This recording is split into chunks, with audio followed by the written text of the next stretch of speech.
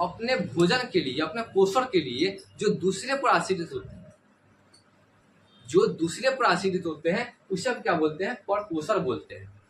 जैसे में वृक्ष को अगर छोड़ दिया जाए तो बाकी जितने भी जीव है वो सब क्या कहलाते हैं? आपका पोषण का परपोषण कहलाते हैं।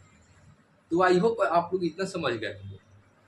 इससे भी क्वेश्चन आता है कि आपका जो दूसरे पर आधारित होते हैं अपने पोषण के लिए उसे क्या बोलते हैं? तो आपका परपोषण बोलते हैं।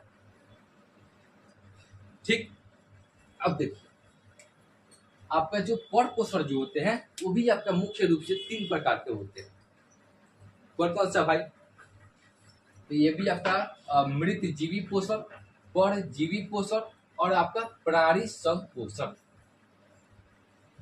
मृत जीवी, परजीवी और प्राणी संपोषण। ठीक, तो इसमें देखिए आपका मृत जीवी का मतलब क्या होता है? मृत जीवी का मतलब क्या होता है? ये भी आपका सेप्रोस, ये भी आपके ग्रीक शब्द से बना है, सेप्रोस से मिलकर बना होता है। सेप्रोस का मतलब आपका क्या होता है? अवशोषण, अवशोषण या शोषण करना, अवशोषण या शोषण करना।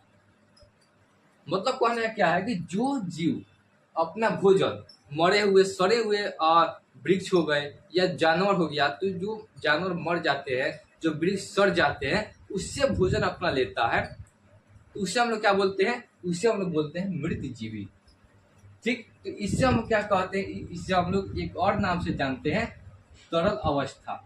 तो आप लोग समझ गए कि आपका मृत जीवी का मतलब क्या होता है? तो आपका मृत जीवी का आपका मतलब क्या होता है कि जो जीव अपना भोजन किसी जीव मतलब मरे हुए या सड़े हुए जीव से या वृक्ष से लेता है, उससे हम क्या बोलते हैं? उससे हम बोलते हैं मृत जीवी पोषक बोलते हैं। अब ये बात कौन सा है भाई? तो आपका कौन सा? तो कवक, बैक्टीरिया, प्रोटोजोआ, बहुत सारे हो जाएंगे। आप लोग देखे होंगे कि कहीं सड़क पे कोई जानवर मर गया है, ठीक, तो उसको गलाने के लिए जो आपका बैक्टीरिया आते हैं वो क्या कहलाते हैं? आपका ये मृत जीवी कहलाते हैं। ठीक, ये आपका क्या कहलाते हैं? तो मृत जीवी कहलाते हैं।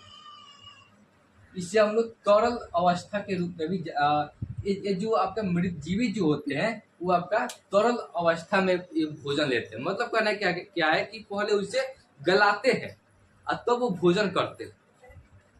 पहले उसे गलाते हैं फिर उसका